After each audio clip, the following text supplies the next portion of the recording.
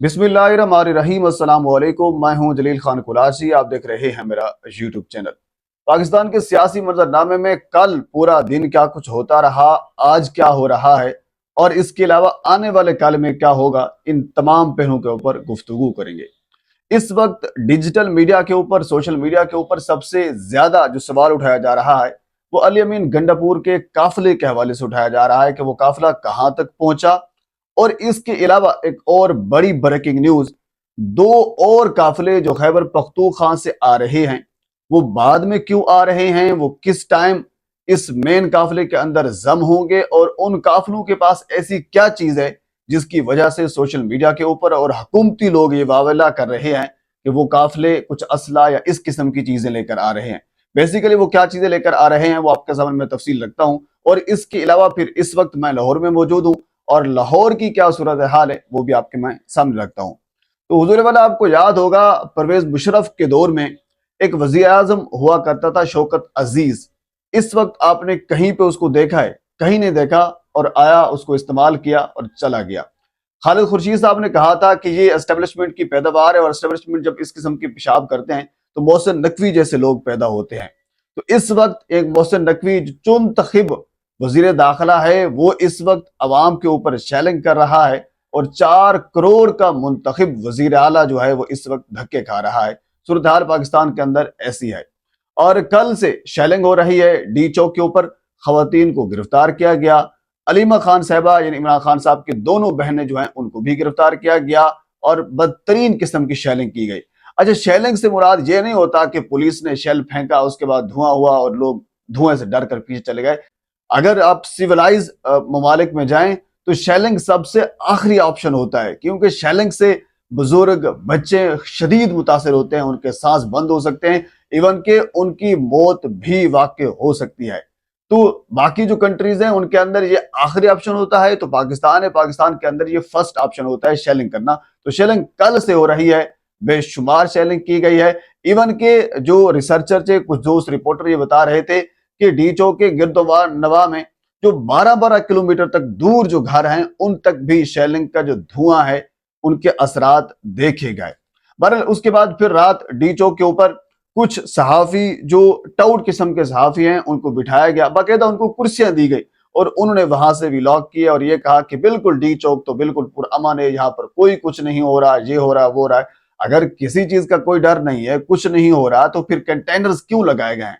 अच्छा, कंटेनर्स भी इस किस्म के, यानी 2 कंटेनर्स लगाए जाते हैं, उसके पीछे फिर 2 और लगाए जाते हैं, उसके पीछे फिर 2 और लगाए जाते, खंदकें खोदी गई यानी। और उसके बाद फिर आपने शायद ये भी फुटेज देखी होगी, जो मोटरवे है वहां पे कील नुमा कुछ चीजें हैं वो भी रखी गई, यानी किसी न किसी तरीके से जो काफिले हैं उनको मुतासर किया जा सके, उनको डी चौक पहुंचने से रोका जा सके।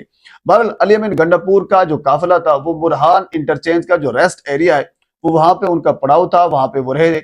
और उसके बाद आज अभी जो है वहां उनका काफिला वहां से रवाना हो चुका है। और बेसिकली अगर देखा जाए तो ये तकरीबन 30 से 35 किलोमीटर का ये फासला बनता है जो उन्होंने तय करना है इस्लामाबाद की हदूद तक।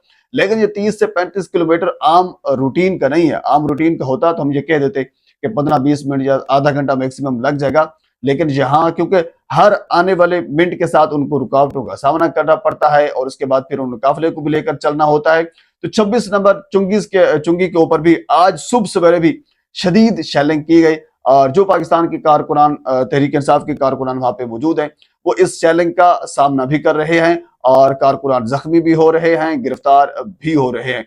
पर अली अमीन गंडापुर का काफिला जो है वो करीब पहुंचने वाला है। लेकिन जो मेन खबर है, 2 और काफिले जो खैबर पख्तूनख्वा से इस वक्त निकल पड़े हैं, निकल नहीं रहे, निकल पड़े हैं 2 काफिले। वो 2 काफिले बेसिकली इशाए जरूरियात, जिसमें नमक है, पानी है और बाकी दीगर चीजें जो इशाए जरूरियात हैं वो लेकर आ रहे हैं। और वो दोनों काफिले ये सारी चीजें लेकर खैबर पख्तूनख्वा का अली अमीन गंडापुर की क़यादत में जो मेन काफिला है उसमें जम हो जाएंगे और अली अमीन की क़यादत में फिर ये काफिला डी चौक में जाकर धरना देगा।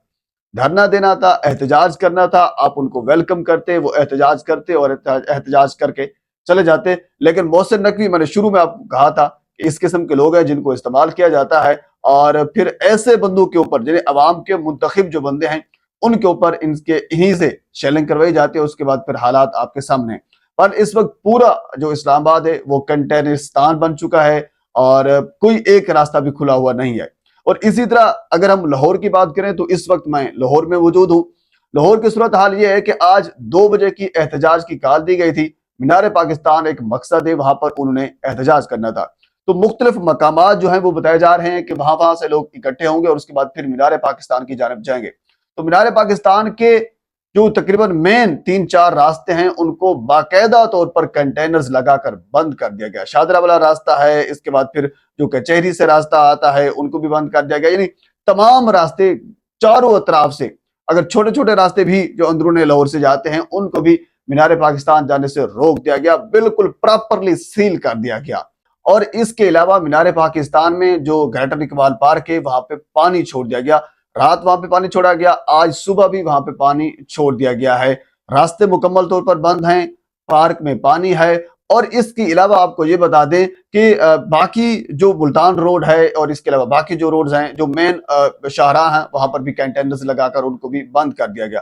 اور اس کے علاوہ مین چیز، جاتی عمرہ کو جو سڑک جاتی ہے، جو روڈ جاتا ہے، جو شاہراہ جاتی ہے، اس کو بھی پراپرلی کنٹینرز لگا کر بند کر دیا گیا. اگر آپ کو کوئی فکر نہیں تھی، لوگ نہیں نکل رہے تھے، اگر بات کی جائے اپنا ہنا پرویز بھٹ صاحبہ کے مطابق کہ لوگ تو نکل نہیں رہے تھے، 17 بندے تھے، 20 بندے تھے، تو پھر کنٹینرز لگا کر جاتی عمرہ کو جو راستہ جاتا ہے اس کو کیوں بند کر دیا گیا ہے؟